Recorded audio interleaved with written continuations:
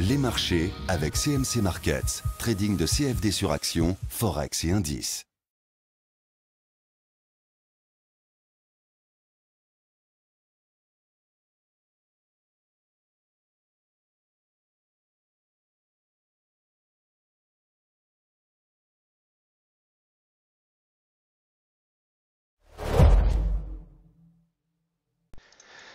Salut, c'est Trado. Voilà la vidéo de mise à jour pour Neovax qui m'a été demandée énormément de fois en l'espace de 24 heures.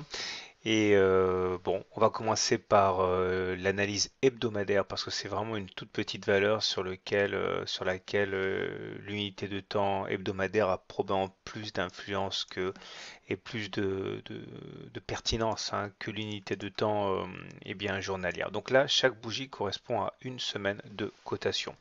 Et que voit-on? On voit que nous sommes finalement au-delà du chaos apparent en train d'évoluer à l'intérieur d'un canal à marge assez large, hein, puisque en voici les bords, c'est en orange ici, on évolue globalement entre 2,05 et 1,65 euros. Disons plutôt qu'à certains moments on a pu s'extraire de ce canal orange, mais à chaque fois que cela s'est produit, finalement, en fin de semaine, on a réintégré le canal, donc on peut considérer que tant qu'on ne casse pas ce canal orange dans un sens ou dans l'autre, il n'y a pas grand-chose de neuf à attendre en matière d'impulsion.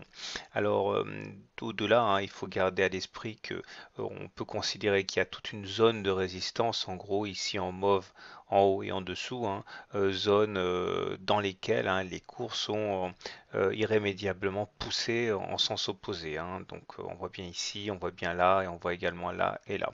Alors que nous enseigne la théorie par rapport au canot, hein, par rapport au rectangle, hein, eh bien, je vous ai sorti un petit tutoriel que voilà. Alors, le trading range ou le rectangle ou le canal horizontal se manifeste hein, par la présence de deux bornes hein, qui sont en fait des supports et des résistances. Et on voit que de manière assez simpliste, beaucoup de spéculateurs utilisent ça pour trader. Voilà des points d'achat et voilà les points de vente.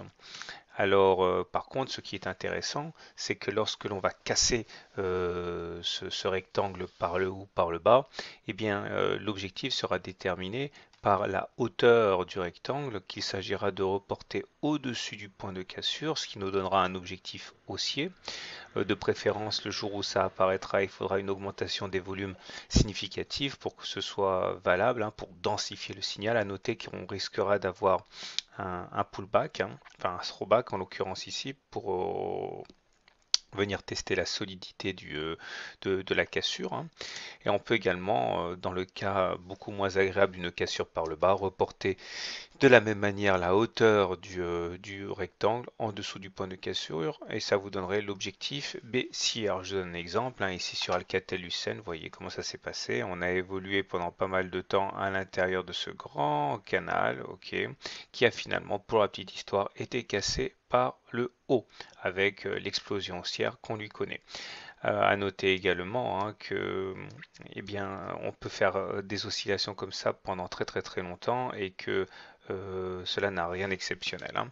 Alors je reviens maintenant à mon graphe sur Neovax pour montrer qu'effectivement nous sommes dans une situation de canal évidente. Si on casse par le haut, dans ce cas, l'objectif sera de prendre la hauteur du canal, ici, que l'on reportera au-dessus du point de cassure, ce qui nous donnerait pour objectif d'aller chercher eh bien, les 2,41 euros. Maintenant, si malheureusement on devait casser le canal par le bas, vous avez compris le système, c'est vers le bas qu'il faudrait eh bien, calculer de la même manière l'objectif, à savoir aller chercher les 1,25 euros. Donc pour l'instant, le plus facile à faire, c'est de bien sûr de spéculer à l'intérieur du canal et puis bon, attendre une cassure pour prendre des positions à long terme ou au contraire attendre avant d'acheter. Voilà, alors je vais quand même faire un détour du côté des indicateurs techniques pour voir que c'est quand même en nette amélioration. Regarde le MACD qui repasse au-dessus de son signal, ça c'est bien. Malheureusement, on est toujours en territoire négatif, il manquerait plus qu'on soit en territoire positif pour que ce soit parfait. Le stochastique est sorti de sa zone de survente là où les baissiers étaient aux commandes tout en croisant le signal à la hausse, ça c'est bien aussi. Et pour terminer, le momentum complète le, l'horizon plutôt dégagé, hein, en basculant positif, c'est bien. Alors je vais quand même m'aventurer dans une petite analyse journalière tout en sachant encore une fois que sur les toutes petites valeurs comme ça a moins de crédibilité que l'analyse hebdomadaire. Voilà ce que l'on peut dire. Alors d'abord, on va commencer par les indicateurs techniques qui effectivement sont en amélioration là aussi. Chaque bougie correspond à une journée de cotation. Alors momentum positif, MACD au-dessus de son signal et stochastique au-dessus de son signal aussi. Donc vous voyez, on a toujours cette dynamique plutôt intéressante. Là, je pense que ce qu'il y a de plus significatif, c'est la fourchette d'Andrews, hein. Regardez ici en bleu. Donc il fallait prendre trois points extrêmes, un plus bas, un plus haut, un plus bas. Vous voyez que ça a bien retenu les cours sur cette zone ici. Et l'objectif est donc d'aller chercher à court terme les 2,05 euros. Cet objectif sera valable tant que l'on se maintient à l'intérieur de la fourchette d'Andrews, donc tant qu'on se maintient au-dessus d'1,71, tant qu'on ne casse pas la fourchette d'Andrews par le bas, le ralliement des 2,05 est un objectif naturel. Donc à surveiller de très près, hein, les 1,71-72. Voilà, j'espère avoir été complet.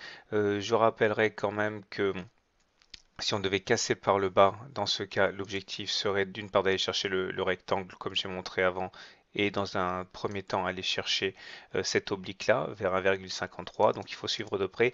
Comme d'habitude, donc ce qui fera la différence, c'est surtout les nouvelles, le news flow, les recommandations, les découvertes, etc., etc., qui pourraient faire pencher la balance dans un sens ou dans l'autre. Voilà, n'oubliez pas de vous abonner à la newsletter gratuite pour ne pas oublier les mises à jour. Bonne journée, bon trade et à demain pour la mise à jour.